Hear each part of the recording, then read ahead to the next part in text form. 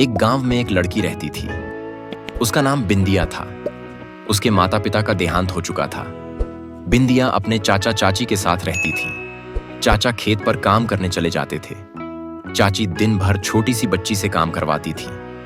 बिंदिया का बहुत मन था पढ़ने का, लेकिन उसके चाचा चाची उसे पढ़ाना नहीं चाहते थे कि कहीं पढ़ लिख कर वह कहीं चली न जाए। उन्हें मुफ्त की नौकरानी मिल गई थी। एक दिन बिंदिया घर का काम निपटाकर घर के बाहर खेलते बच्चों को देख रही थी। तभी बच्चे उसे साथ में खेलने के लिए बोलने लगे। नहीं, मेरी चाची मुझे बहुत मारेगी। अभी वो सो रही हैं, इसीलिए मैं यहाँ बैठी हूँ। बिंदिया उदास बैठी थी। तभी गांव के सरपंच की पत्नी राधा वहां से गुजरी। राधा बिंदिया के माता पिता को अच्छे से जानती थी। बेटी इतनी उदास क्यों बैठी हो? क्या बात है, तबीयत ठीक नहीं है क्या? नहीं चाची, सब ठीक है। आप जाओ, अगर चाची ने आपसे बात करते देख लिया तो बहुत मारेगी। बेटी मैं किसी से नहीं डरती, तू चिंता मत कर, बता क्या बात है।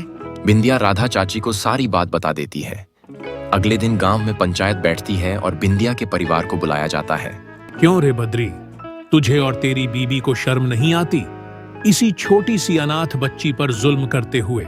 नहीं सरपंच जी, आपको किसी ने गलत खबर दी है। हम तो इसे बहुत प्यार से पालते हैं। झूठ बोला तो गांव से तेरा हुक्का पानी बंद करवा दूंगा। तूने इसे अभी तक स्कूल क्यों नहीं भेजा और तू इसे बच्चों के साथ खेलने भी नहीं देता? मालिक, इसका ही मन पढ़ाई में नहीं लगता। झूठ बोल रहा है। आज से पंचायत फैसला करती है कि इसे पूरे गांव में कोई भी सहारा नहीं देगा। कोई इसे सामान नहीं बेचेगा। कोई भी इनके परिवार से मतलब रखेगा तो उसका भी हुक्का पानी बंद समझो। वो तो ठीक है, लेकिन अब इस बच्ची का क्या होगा? ये तो और जुल्म करेगा इस पर। हमने फैसला किया है कि इसे मेरी पत्नी राधा पालेगी। यह हमारे घर में रहेगी और स्कूल जाएगी। पूरी पंचायत में यह सुनकर तालियां बजने लगती हैं। बद्री गिड़गिड़ाकर माफी मांगता रहता है, लेकिन पंचायत अपने फैसले पर अटल रहती है। उसी दिन राधा आकर बिंदिया को ले जाती है।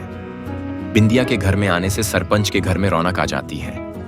दरअसल राधा के कोई संतान नहीं थी। बिंदिया को बेटी के रूप में पाकर राधा बहुत खुश होती है। कुछ ही दिनों में बिंदिया स्कूल जाने लगती है। वह मन लगाकर पढ़ाई करने लगती है। इधर बिंदिया के चाचा चाची को गांव छोड़ना पड़ता है। वे दोनों शहर में जाकर मजदूरी करने लगते हैं। धीरे धीरे समय बीत जाता है। एक दिन बिंदिया आकर राधा के गले लग जाती है। क्या बात है, इतनी खुश क्यों है? माँ, मुझे कॉलेज में दाखिला मिल गया, अब मैं इंजीनियर बन पाऊंगी। सरपंच और राधा बहुत खुश होते हैं। कुछ ही दिनों में बिंदिया शहर पहुंच जाती है। वहां वह मन लगाकर पढ़ाई करने लगती है। पढ़ाई पूरी होने पर उसे डिग्री मिल जाती है। कुछ ही दिनों में उसे एक कंपनी में नौकरी मिल जाती है। राधा को एक बिल्डिंग बनाने का प्रोजेक्ट मिलता है। एक दिन बिंदिया बिल्डिंग की साइट पर देखभाल कर रही थी। तभी पीछे से किसी ने उसे पुकारा।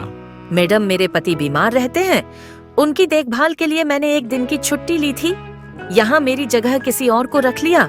हम भूखे मर जाएंगे। मैं आगे से छुट्टी नहीं करूंगी। बिंदिया पलट कर देखती है तो वह बूढ़ी औरत को पहचान जाती है। ये उसकी चाची थी। उसी समय चाची बिंदिया के पैरों में गिर जाती है। मालकिन, मुझे काम से मत निकालो।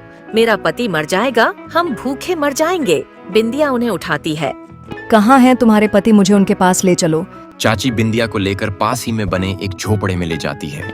क्या हुआ इन्हें? अरे उठो, देखो इंजीनियर साहिबा आई हैं। बहुत अच्छी हैं। ये मालकिन मजदूरी करते करते बहुत सी मिट्टी इनके फेफड़ों में चली गई, जिससे इनके फेफड़े खराब हो गए। अरे ये क्यों नहीं कहती? हमारे कर्मों की सजा मिल रही है। हमने एक अनाथ छोटी सी बच्ची, जो मेरे बड़े भाई की आखिरी निशानी थी, उस पर बहुत जुल्म किए, उसी की सजा हमें मिल रही है। गांव खेत मकान सब छूट गया। अब तो बस मौत का इंतजार है। यह कहकर दोनों रोने लगे। चाचा जी, आपने मुझे पहचाना नहीं। मैं वही छोटी सी बच्ची बिंदिया हूँ। चलो, मैं आपका इलाज करवाऊंगी। आज से आप मेरे साथ मेरे घर में रहेंगे। बेटी, तू बड़े दिल वाली है। तूने हमें माफ कर लिया, लेकिन हम इस लायक नहीं हैं। हमें हमारे हाल पर छोड़ दे। बेटी, हम किस मुंह से तेरे साथ चले? जब तुझे हमारी जरूरत थी तब हमने तुझ पर जुल्म किए।